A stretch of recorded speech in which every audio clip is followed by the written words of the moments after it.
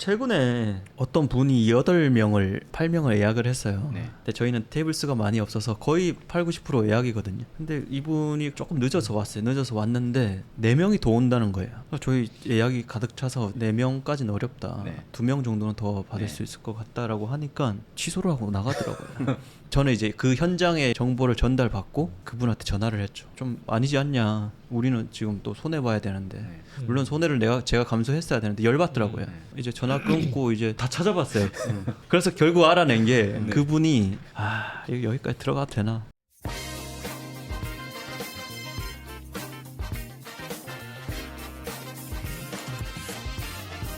대한민국 사장님들 안녕하세요. 15년째 사업하고 있는 공지원입니다. 사업을 하다 보면 철저히 혼자가 된 것 같은 경험을 자주 하곤 하는데요. 그래서 오늘은 리더의 마음을 주제로 이야기해 보려고 합니다. 저를 도와줄 보조호스트 윤희원 대표님, 그리고 게스트 이호영 대표님, 김수열 대표님 모셨습니다. 반갑습니다. 저는 상업 공간을 기획하고 디자인하고 있는 반은 인테리어 업자, 반은 공간 기획자 공지원이라고 합니다. 간단히 자기소개 부탁드리겠습니다. 저는 식당을 운영하고 식당 운영하는 사람들 모아서 잘 파는 사람들이라는 커뮤니티를 운영하고 있는 이호영이라고 합니다. 저는 뉴로이어 법률사무소라는 조그만 로펌을 운영하고 있는 김수혜 변호사입니다. 용산에서 난로연이라는 고깃집 운영하고 있는 윤희원입니다. 첫 번째 주제는 사장의 멘탈입니다. 사장의 멘탈이 따로 있다라고 생각을 하시나요? 따로 있어야 된다고 생각을 해요. 경영책을 읽어보면은 회사가 사장의 그릇만큼 성장한다고 하더라고요. 누구나 사업을 할 수 있는데 좀 어느 정도 규모가 있는 사업으로 성장을 하려면 그 사장의 그릇 멘탈이 이제 커져야 된다. 라는 거죠. 저는 이제 이 사장이라는 게 개인의 또 심리적인 문제도 있을 수도 있고 살면서 어렸을 때 겪은 그런 게 있을 수 있는데 그런 걸 다 극복해서 진짜 사장이 된다고 생각을 하거든요. 네. 일본의 경영의 신이라고 불리는 네. 이나모리 가조라는 경영자가 있는데 그 사람은 이렇게 말을 해요. 사장이 사업을 하는 거는 인격을 수양하는 거랑 거의 같다. 그분은 진짜 그래서 은퇴하고 절에 들어가셔서 귀의를 하셨어요. 절레까지 가셨어요. 네, 입적을 하셨는데 네. 아무튼 그런 식으로 뭔가 인격 수양을 많이 해야지 진짜 사장이 될 수 있지 않나. 교세라 거기 맞아요. 맞죠? 교세라 뭐지 웨이 일하는가 그거 있잖아요. 웨이 그런 일하는가. 책들. 그러니까 또 아는 척 제가 대표님 어떠세요? 사장의 멘탈이 따로 있나요? 당연히 저도 따로 있다고 생각하고 네. 사장의 멘탈이 흔들리면 직접적으로 피해를 받잖아요. 제가 벌어가는 게 피해를 보기 때문에 네. 사장은 멘탈이 강해질 수밖에 없는 것 같아요. 저는 사실 질문을 이걸 이해를 제가 못했는지 질문지에 사장의 멘탈이 따로 없다 이렇게 써뒀어요. 근데 얘기를 하다 보니까 사장의 멘탈이 따로 있네요. 직장인 때는 카드값이 밀리는 걸 상상을 못했거든요. 근데 저는 뭐 사업 초기에 사나머니, 러시앤 키스, 일수까지 다 써봤으니까 무뎌지는 거죠. 근데 그런 부분들에서 견딜 수 있는 사람이 된 거죠. 그래서 저도 확실하게 있다고 생각이 드는 게 저는 이제 사장이 된 지가 좀 오래됐으니까 사장의 멘탈에 대해서 처음에 내가 그랬나 이런 걸 좀 까먹을 수 있는데 최근에 사장이 된 사람들 제가 직원일 때부터 알던 친구들 그 친구들한테 사장이 되고 나서 어떠냐고 하니까 사장이랑 직원은 천지 차이다. 저도 제가 직원이었을 때는 뭐 멘탈 직원일 때도 흔들리잖아요. 멘탈 털리고 그때는 그냥 해피하면 돼요. 직원일 때는 못 본 척하고 그냥 모른 척하고 쌩 까고 해도 되는데 사장일 때 모른 척하고 해피하면 바로 손해 보잖아요. 그렇죠. 그래서 확실히 사장의 멘탈은 따로 있어요. 확실히. 근데 멘탈이 이제 따로 있는데 이게 점점 단련되는 것도 맞잖아요. 네. 아예 애초에 좀 사장을 하기 어려운 그런 멘탈을 가진 사람들이 있을까요? 좀 부적합한 사람들은 있지 않을까요? 손실 회피하는 네. 너무 리스크 테이킹 못하고 네. 너무 이렇게 조심스럽다. 네. 그러면 사업이랑 좀 안 맞는 그런 경향이 있더라고요. 대표님 어떠세요? 저도 책임감 결국은 다 내가 이거를 책임지겠다 완수하겠다라는 정신력이 없으면 직원하고 똑같죠. 그냥 모른 척하고 도망가고 사장은 근데 도망갈 수가 없잖아요. 책임감인 것 같아요. 그럼 유년 시절에 이런 성인의 정신 건강 상태가 그러니까 영향을 상당히 미친다라고 생각을 하는데 각자의 유년 시절은 어땠는지가 궁금해요. 와 여기 또 서울대 심리학과 또 수열 대표님 계시니까 저희 뭐 상담 겸 네, 오늘 상담겸 한번 유년 시절 한번 꺼내 보자면 집이 좀 잘 살다가 못 살게 된 경험을 한 번씩은 한 적이 있어요. 저희 나이 때는 왜냐면 다 부모님들이 IMF를 겪으셨으니까 저희 집도 뭐 그런 흔한 경우 중에 하나였는데 그러다 보니까 집이 좀 못 살게 됐을 때 살던 집을 팔고 작은 집으로 이사를 가면서 또 이사라는 걸 경험하게 되고 그러면 이제 전학을 좀 다니게 되는데 저는 그게 길었던 것 같아요. 초등학교를 3군데 다니고 중학교는 1, 2, 3학년을 다 다른 곳을 다녔어요. 그래서 그게 유년 시절의 멘탈이라고 하면 어쨌든 그 한 번의 전학이 사실은 굉장히 큰 일이라고 하더라고요. 저도 처음에는 전학이 좀 컸거든요. 저한테는 울고 막 그랬는데 한 3번 하니까 그때부터 좀 적응이 돼가지고 그때부터는 좀 변화에 적응하는 거 그런 게 좀 능력치가 개발됐던 것 같기도 하고. 그러면 그런 유년 시절의 경험들 때문에 지금 하고 있는 일들을 하고 있다라고 생각을 하시나요? 그쵸. 저는 어쨌든 새로운 학교에 갔을 때 거기에 친구를 만들고 사회적인 활동을 해야 되니까 왕따가 되지 않기 위해서 네. 이제 적응하는 그 과정에서 두루두루 친하게 지내는 방법, 그리고 사람들 이야기를 좀 들어주고 내 얘기는 좀 적당히 하는 방법, 그런 거를 좀 깨달았던 것 같아요. 대표님 어떠세요? 저는 별로 할 말이 없어요. 저는 진짜 평범하게 자라가지고 네. 보통 부모님들이 뭐 IMF 때 망하거나 아니면 뭐 실직을 당하거나 그런 상황들이 있는데 저희 아버지는 조선소 다니셔가지고 조선소는 오히려 IMF 때 더 잘 됐던 산업이라 그런 게 전혀 없었고 부족했던 게 너무 없어가지고 또 시골에서 자랐으니까 뭐 경쟁 이런 것도 없었어요. 다 비슷하게 살아가지고 근데 요즘 들어서 이제 좀 보면 특히 외식업에서 성공하신 분들 뵙고 이야기 들어보면 성공할수록 결핍들이 있어요. 내가 어렸을 때 못 살았고 단칸방에 살았고 막 화장실이 밖에 있고 그런 결핍들이 있는데 저는 결핍이 없어서 이거 내가 뭔가 좀 결핍 없는 거라도 좀 만들어내야 되나 싶고 의외로 저 같은 사람 많을 거예요. 결핍 없는 사람들. 저도 비슷한 맞아, 게 있어요. 저도 생각해보면 온실속의 하초 부모님들 싸우는 거 한 번도 못 봤고 되게 안정적인 가정에서 자랐거든요. 그런 부분들이 나중에 돌아봤을 때는 뭐 어떤 측면에서는 저를 취약하게도 만들었고 왜냐하면 사람하고 대립하는 거에 아주 취약하더라고요. 그걸 겁내고 무서워하고 약간 이런 지점들이 너무 안정적인 가정에서 자랐다가 된 것 같고 처음에 이제 사업할 때는 세상에 다 좋은 사람들만 있는 줄 알았다 보이는 것도 이제 그런 지점에서는 되게 온실속의 하초같이 보호받으면서 자라난 환경 이제 이런 것들 때문이지 않을까라고 생각이 들긴 했거든요. 변호사님 어떠세요? 부모님이 좀 엄하셔가지고 어렸을 때는 조용하고 그냥 내성적인 아이였던 것 같아요. 기죽어 있고 나서는 거 되게 싫어하고 그런 성격이었어요 어렸을 때. 근데 그게 어떻게 보면은 결핍, 아까 말씀하셨던 결핍일 수 있는데 내가 뭘 잘하지? 뭔가 이렇게 증명하고 싶은데 딱히 막 튀어나온 점이 없었어가지고 그래서 공부를 좀 하게 됐던 것 같고 공부는 좀 막 성과가 나오잖아요. 좀 했는데 뭐 잘 나오네? 공부를 해야겠다. 네. 그래서 공부를 하게 된 거죠. 네. 와. 서울대 심리학과를 나오셨잖아요. 유년 시절이 그러니까 예. 성인의 정신 건강에 실제로 얼마나 영향을 미치는지를 설명해 주실 수 있으실까요? 대학교 졸업한 지도 10몇 년이 지나서 내면아이라고 하죠 보통. 내면아이. 그러니까 어렸을 때 형성된 어떤 심리 기제가 많이 남아 있대요. 어른이 되더라도 그 안에 이제 내면아이가 있어서 얘가 이제 비슷한 상황에서 계속 발현이 되는 거예요. 그게 고객과의 관계에서도 뭐 발현이 되고 친구와의 관계, 회사 상사와의 관계에서 네. 발현이 된대요. 그거를 이제 인식을 해야지 해결의 첫걸음이 된다고 하더라고요. 계속 반복적으로 특정 상황에서 내가 만약에 화가 난다 아니면 막 되게 질투가 난다 이런 부정적인 감정이 올라오는 거를 발견을 하고 내가 이런 뭔가 기제가 있네 그거를 이제 체크해서 인지 치료를 하는 거죠. 내가 왜 이렇게 생각하게 됐을까? 네. 어렸을 때 어떤 경험 때문에 이런 기제가 생겼구나 이런 걸 스스로 교정하는 그런 게 요즘 많다고 해요. 근데 사실 저도 이거를 좀 많이 해왔었어요 사실.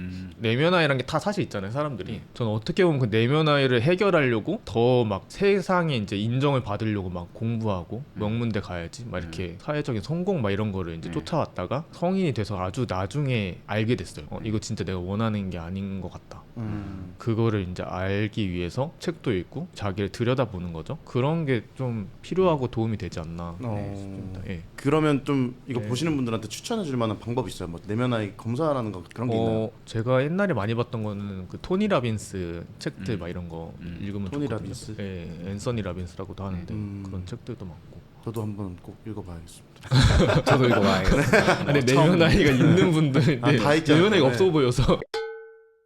사회적인 자아가 존재하잖아요. 인간 뭐 예를 들어서 이호영 대표님과 사장 이호영 대표님이 뭐 다르다라고 하면 어떻게 다른지. 근데 이거는 아마 모든 사장님들이 경험을 하실 수도 있는데 인간 이호영은 어떻게 보면 좀 과격하고 빨리빨리 진행하는 거 좋아하고 말도 시원시원하게 하고 네. 그런 느낌이 좀 있는데 사장 이호 형은 항상 좀 조심스럽고 상대방의 마음을 한번 생각을 하고 말을 하고 싶은 말 잘 못하는 것 같고 그런 건 있는 것 같아요. 변호사님은 어떠세요? 인간 김수열은 혼자 뭐 하는 거 좋아하고 사실 제 일 말고는 다른 사람들 일에 별로 관심 없었거든요.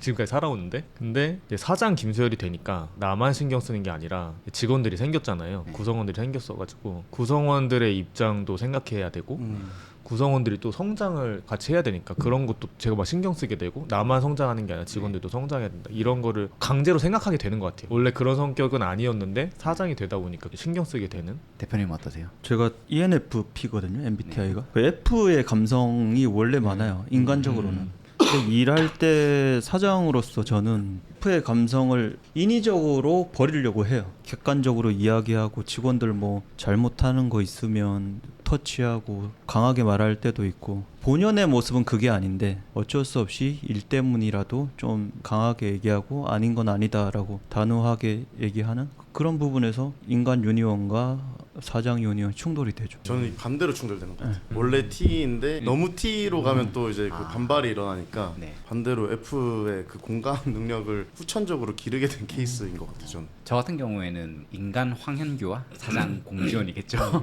네. 아 이름도 다르고 그러게요. 다르게 가지고 뭐 물론 이제 저희 직원들한테는 그것도 좋은데. 황현규니까 근데 이제 인간 황현규는 자유로운 영혼을 갈망해 왔어요. 하고 싶은 일을 하겠다. 그래서 뭐 저 같은 경우에는 여행도 진짜 많이 다니고 조금 자유로운 영혼에 가까웠는데 사업을 하는 연차가 늘어나고 직원들이 생기고 아빠가 되고 제가 어떻게 보면 바라지 않았던 띡한 어른이 되어가고 있다라는 느낌도 들어요. 왜냐하면 제 머릿속에는 회사밖에 없거든요.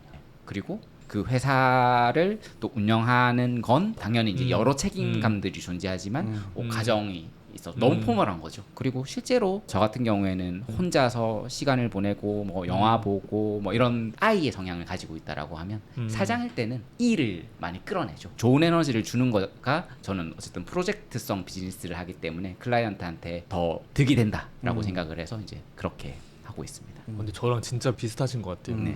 원래는 저도 혼자 있으면 아이인데 일을 해야 되니까 네. 사회화된 아이라고 하잖아요. 그러니까 이인 척 하는 사회화된.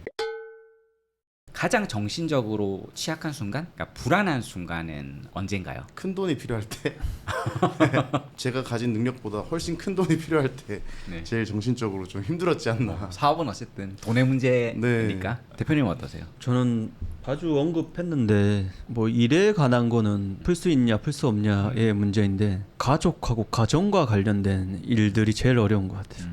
부모님이 아프시다든지 뭐 큰 병원에 가셔야 된다든지 아니면 와이프하고 가정 불화라든지 이런 것들이 사업에 의외로 아주 큰 영향을 주더라고요. 가정에 문제가 생기면 멘탈이 무너져서 결국 내 일에도 안 좋은 영향을 주게 되더라고요. 근데 이거는 뭐 해결하냐 못하느냐의 또 문제도 아니고 포기할 수 있는 문제도 아니어서 가정의 문제가 가장 취약한 것 같아요. 저는 지금은 사실 가정에 문제가 없으신데 생길 수도 있죠. 사업을 하면서 다른 매장도 준비하고 계시니까 네. 뭐 그럴 때 좀 멘탈이 흔들리는 순간 예를 들어 뭐 어제 매출이 한 100만 원만 나왔다 이러면 멘탈 조금 털리죠. 근데 그거는 이제 내가 해결할 수 있는 문제니까. 근데 뭐 갑자기 뭐 와이프가 이혼을 요구한다든지. 말해도 되는. 이거 혹시 몇 번 얘기했어요? 그런 것들은 굉장히 장기적인 싸움으로 가야 되기 때문에 그런 게 진짜 힘들어요. 공감이 되네요. 네. 네. 대표님은 좀 어떠세요? 저는 사업하면서 사실 힘든 순간들을 좀 생각해봤거든요. 네, 너무 많아가지고 수임 잘 안 될 때 거의 조울증이에요. 조울증. 진짜로. 옛날에는 진짜 하루 단위로 왔었어요.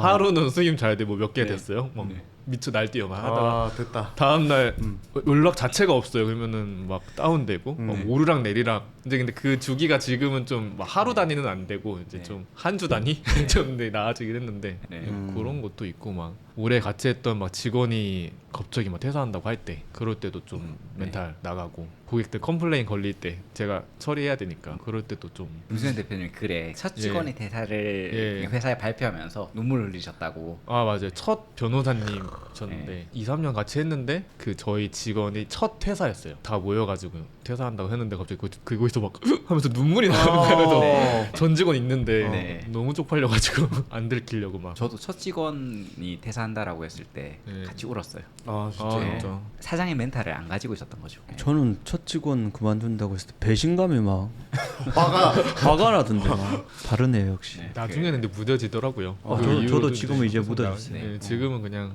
네. 번아웃을 경험하신 적이 있으신가요? 저는 자주 겪는 것 같아요. 아 그래요? 네, 저는 이제 한 가지 일을 제가 꾸준히 오랫동안 하는 그런 성격은 안 되더라고요 보니까. 그러면 어떻게 식당 운영하냐라고 했을 때 그게 되는 구조가 아니면 저는 안 하는 것 같아요. 제가 아니더라도 그 식당이 오랫동안 잘 될 수 있는 구조가 아니면 아예 안 하는 것 같고, 그러다 보니까 지금 하는 업종이나 위치나 그런 것들을 선택을 했던 것 같고, 그래서 성향에 맞는 일을 했을 때 지금 커뮤니티 운영하면서 매달 새로운 프로젝트를 하고 분기별로 새로운 프로젝트 하거나 연간 새로운 프로젝트를 하거나 그렇게 재밌게 하고 있는데, 그 프로젝트가 잘 됐을 때, 저는 잘 됐을 때 번아웃이 오더라고요. 아 이만하면 됐어, 약간 이런 게 저한테 아직 남아있는 것 같아가지고 다음에 뭘 해야 되지? 라고 바로바로 이렇게 딱 고민이 서는 게 아니라 이만하면 됐어, 약간 이런 게 저한테는 좀 아직도 있는 것 같아요. 그럼 번아웃이 오면 어떤 상태인가요? 그럼 진짜 아무것도 하기가 싫고 집에서 넷플릭스 보는 게 제일 좋습니다. 저는 번아웃이 온 적이 한 번도 없다라고 생각을 했거든요. 네. 근데 말씀하신 거면 거의 한 달에 한 번씩 오는 거 네, 같아요. 저도 그래서 한 달에 한 번씩 아. 와요, 번아웃이. 어떠세요? 저도 말씀하신 것처럼 엄청 큰 번아웃은 아닌데 주기적으로 오는 것 같아요. 매너리즘에도 빠지고 약간 좀 이제 힘들다. 네. 너무 상담도 많고 일도 너무 많고 힘들다 이렇게 좀 느슨해지는 그런 게 있어요. 근데 그게 이제 강제로 치유가 되는 게 수임이 안 되면 아, 다시 열심히 해야겠다 이렇게 해서. 대표님 어떠세요? 저는 이호영 대표하고 좀 반대예요. 뭔가 잘 되면 번아웃이 오는 게 아니라 잘 안 되면 번아웃이 오거든요. 저희는 식당업을 하니까 매출이 계속해서 안 나온다 이러면 그때 번아웃이 와요. 뭐 하기 싫어져요. 매출이 잘 나오고 그게 연속적이다 그러면 뭔가 계속 더 하고 싶어요. 매출이 안 나오면 제 인스타 올라가는 컨텐츠 수가 확 떨어지고 스토리 올라가는 것도 확 떨어지고 매출이 잘 나오고 막 잘 된다 이러면 스토리 뭐가 계속 올라가고 막 뭘 계속 하고 싶어요. 사실 저는 스스로 번아웃이 왔다라고 생각을 해본 적이 한 번도 없거든요. 근데 실제로 왔을 수는 있잖아요. 이게 네. 심리학적으로 어때요? 온 거를 무의식이 막 부정하는 거 아니에요? 그럴 수도 그럴 수도 있겠네요. 있을 거예요. 사람이 네. 번아웃이 안 오기가 힘들 거예요. 다 올 텐데 무의식에서 뭔가 부정한 난 아니야 이렇게 하면은 더 안에선 골마갈 수도 있으니까 적절하게 풀어야죠. 대표님 같은 경우에도 타인을 실망시키는 걸 힘들어하세요? 아, 저 힘들어하죠. 저도 비슷하거든요. 성향적으로 그러니까 실망을 시키는 걸 힘들어하는 거죠. 근데 이제 이걸 사업을 하면서는 안 좋다라고 생각이 들어서 타인의 기대에 부응하지 않겠다. 이제 이런 마음을 가지면서 예를 들어 디자인 제안을 드릴 때도 이분이 이걸 좋아할까에 대한 생각을 이제는 아예 안 하는 거죠. 내가 맞다라고 생각하는 거를 이야기하고 좋아하든 안 좋아하든 그거는 그 다음 문제. 이제 이런 식으로 좀 멘탈을 다 잡긴 했거든요. 근데 그게 사업적으로 보면 타인의 기대에 부응하려고 하는 그 노력이 좋은 거 아닌가요? 어떤 면은 좋죠. 근데 개인의 삶에서 보면 그게 과연 그냥 좋기만 한 것인가라는 생각을 많이 했어요. 그런 말 있잖아요. 타인의 욕망을 욕망한다. 락강이 말했던 이런 거 인용해달라고 하셔가지고 좋네요. 이런 이해 거 못했습니다. 잠깐. 내 욕망을 모르니까 네. 타인의 욕망을 욕망하는 거예요. 네. 그러니까 다른 사람들이 좋아하는 거를 나도 난 저걸 좋아해 라고 하면서 사회가 요구하는 길을 따르는 거죠. 제가 그렇게 살았으니까 사회에서 이렇게 치켜 세워주는 거를 가지려고 살았는데 저는 그거를 조금 떨쳐버리게 된 계기가 이제 그 로펌에서 퇴사했을 때 그때가 사실 처음으로 제가 사회와 반대되는 선택을 했던 때였던 것 같아요. 그 전까지는 부모님 말 잘 듣고 뭐 공부 열심히 해서 명문대 가고 로펌까지 갔는데 갑자기 아무 계획 없이 퇴사한다고 제가 했었거든요. 부모님이 뭔 사춘기가 왜 지금 왔냐니까 난리가 난 거예요 그때. 아 근데 나는 이제는 세상의 기준에 뭔가 이렇게 하면 안 되겠다라고 해서 그때부터 조금 의식적으로 바뀌었거든요. 프리해진 것 같긴 해요 근데.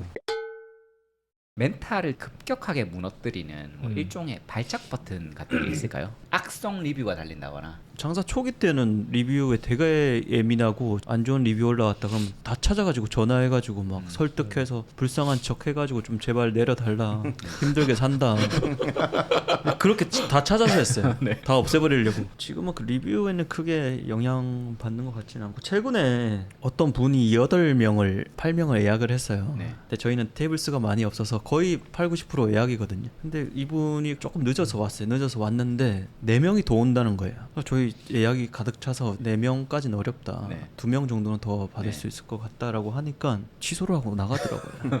저는 이제 그 현장의 정보를 전달받고 그분한테 전화를 했죠. 좀 아니지 않냐. 우리는 지금 또 손해 봐야 되는데. 네. 물론 손해를 제가 감수했어야 되는데 열받더라고요.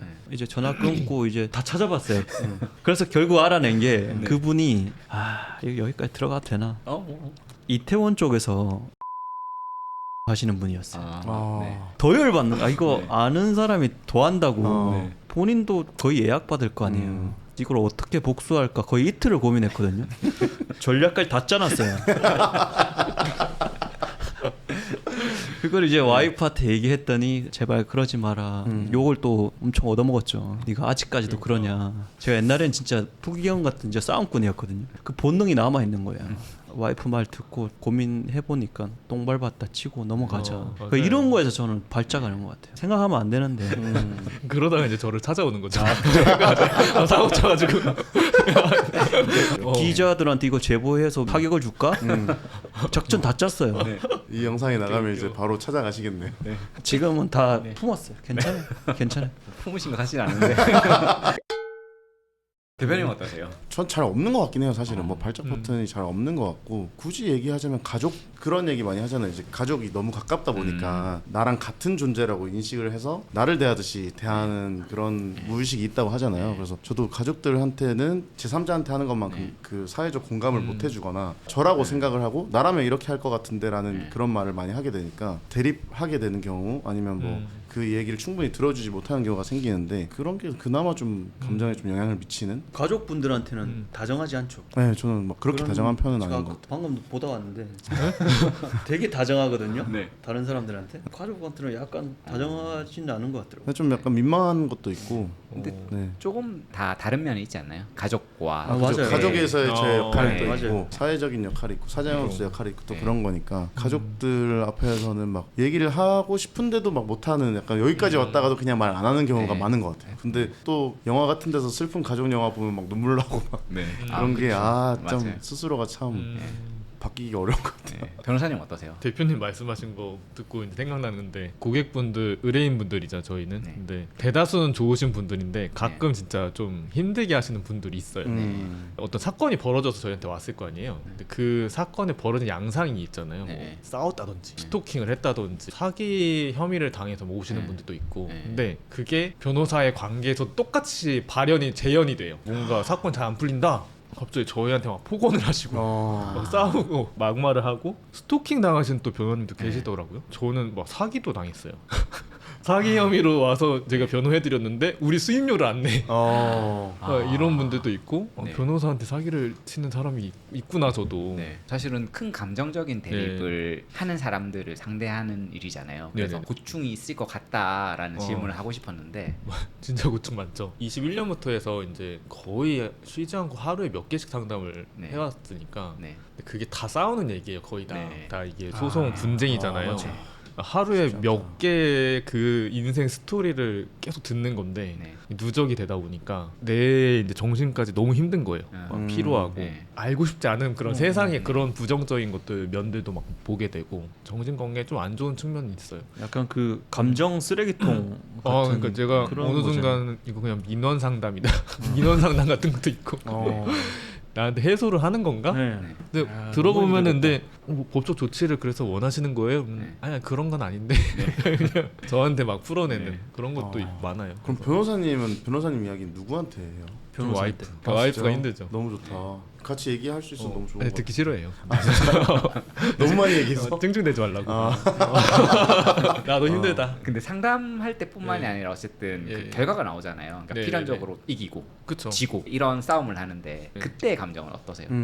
그것도 좀 힘들죠. 승과 패가 있잖아요. 소송은 이기면 너무 좋고 근데 지면 이제 그때부터 난감한 거예요. 고객한테 뭐라고 설명해야 되나. 그렇게 그런 오래 부분들이 하셨는데도 아직 예. 힘드신 거예요? 그렇죠. 그때마다 이렇게 철컹해요. 예상한 거랑 다르게 나왔을 때 고객한테 그래도 전화를 해야 되니까 납득될 때까지 네. 좀 풀릴 때까지 이렇게 설명을 해주고. 잘 받아들이시는 분도 네. 있고 그렇지 네. 않으신 분들도 그쵸. 있잖아요. 그러면 네. 어떤 식으로 반응을 하세요? 최대한 설명을 해드리려고 하죠. 왜 이렇게 나왔고 검사나 판사가 어떻게 본 것 같다 네. 설명을 하는데 아무리 설명해도 납득이 안 되는 분들이 있어요. 근데 뭐 저희가 진짜 뭔가가 뭐 잘못됐다 그러면 이제 당연히 사과하고 하는데 그런 경우들이 사실 많아요. 그러니까 의뢰인분들이 저희한테 얘기를 안 했던 부분들이 있거나 네. 뭔가 새로운 사정이 있거나 네. 뭐 이래서 뭔가 이렇게 사건이 잘못 흘러갔을 때 근데 또 그걸 얘기하면은 더 발끈하거든요. 네. 의뢰인분이 그때 말씀 안 해주신 것 때문에 졌다 이러면 네. 큰일 나잖아요. 굉장히 비위를 맞추고 이렇게 하는데도 불구하고 막 네. 화를 낸다 그러면 쉽지 않네.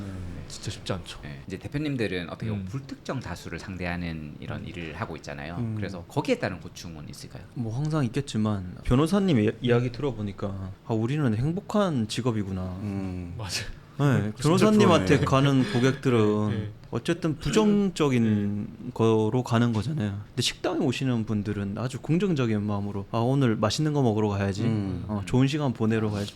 어떻게 보면 되게 좋은 단순하고. 상황이잖아요. 그래서 할 말이 없어요. 여기 얘기 들어보니까 위안이 됐다. 나는 위안이 여기 천국이구나. 네. 여기서도 심리 치료를 거울 치료했어요. 거울이 맞나?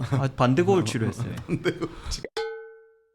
가장 최근에 감정을 표출할 한때는 언제예요? 감정 표출 다들 하세요? 저는 그런 건 네. 저도 거의 없는 것 같은데 있으면 그냥 혼자 하거나 그 당시에는 표현이 안 되는 것 같아요. 참는 게 다들 연습이 아마 다 돼 있으실 거니까 숨기는 건 되게 잘하는 것 같은데 뜬금없이 슬픈 영화를 본다거나 비슷한 환경의 어떤 뭐 영상을 본다거나 네. 그럼 그때 이입이 돼서 이제 주변에 아무도 없으면 눈물이 나기도 하고 네. 막 그런 것들이 있긴 하지만 그 상황에 바로 표출하는 건 저는 거의 없는 것 같아요. 대표님 어떠세요? 있을 것 같아요.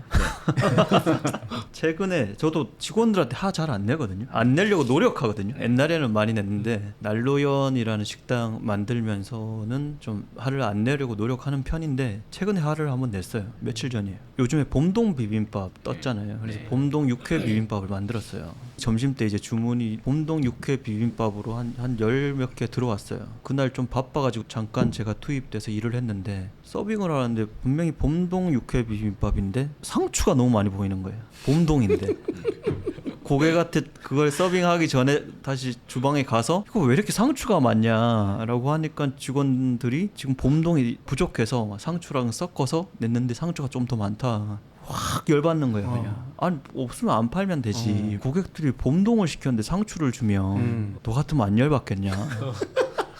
그래서 저도 이제 올라가서 다시 손님한테 갖다 드리면서 얘기를 하려고 그랬어요. 죄송하다고. 때마치 바로 얘기하는 거. 이거 그냥 육회 비빔밥 아니에요? 네. 죄송하다고 좀 주방에서 착오가 있었다고. 요거 육회 비빔밥으로 바꿔드리겠다. 그래서 그 화가 이빠이 올라왔는데 이제 다시 주방에 들어가서 그걸 얘기하자니 운영이 안 될 것 같은 거예요. 애들도 바로 그냥 저한테 쿠사리 먹으면 조금 이따 얘기하자. 질문이 뭐였죠?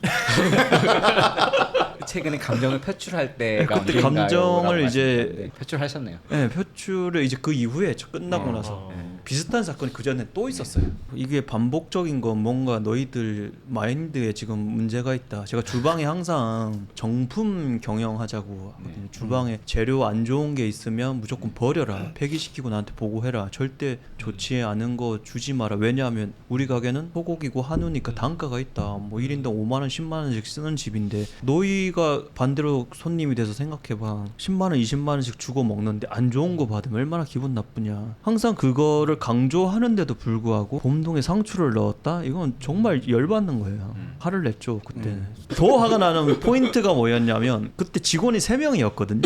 제 생각에는 한 명은 잘못된 판단을 할 수 있어요. 한 명은 야 이거 상추 섞어서 이거라도 나가자 할 수 있는데 한 명은 그럴 수 있다고 해요. 근데 이거를 3명에서 동조를 했다라는 게 너무 이게 상식적으로 받아들여지지가 않는. 3명 다 이렇게 생각했다라는 게 열받아가지고 끝나고 나서 3명 다 한 명씩 불러가지고 가지고 진짜 거의 한 20분씩 제가 쏘아붙였거든요. 네, 그날 좀 화를 많이 냈어요. 근데 그런 건 있는 것 같아요. 그 장소에서 화를 내는 게 좋지 않은 상황인 거를 맞아. 과거에 많이 경험했던 것 응, 같아요. 아, 이 감정 표현을 즉시 하는 게 도움이 되지 않고 그런 것들이 또 어떻게 보면 선택과 연결이 될 수도 있고 네. 비트코인 지금 사야 돼 막 이제 오를 거야 막 이런 좋은 소스를 들었을 때 그런 감정들에 휩싸여서 지금 바로 사게 되면 손해봤던 경험 그런 선택까지도 연결이 되는 것 같고 그래서 뭔가 그 감정이 딱 튀어올랐을 때 그걸 바로 표출하지 않는 거에 대한 연습이 다들 어느 정도 되셨을 것 같고 저도 많이 그런 연습이 된 것 같아요. 그래가지고 사실 오늘 감정에 대한 이야기가 많이 했는데 이거를 잘 못하겠는 걸 제가 얘기를 하는 게 지금 제가 계속 생각을 했거든요. 아, 왜 이렇게 얘기가 어렵지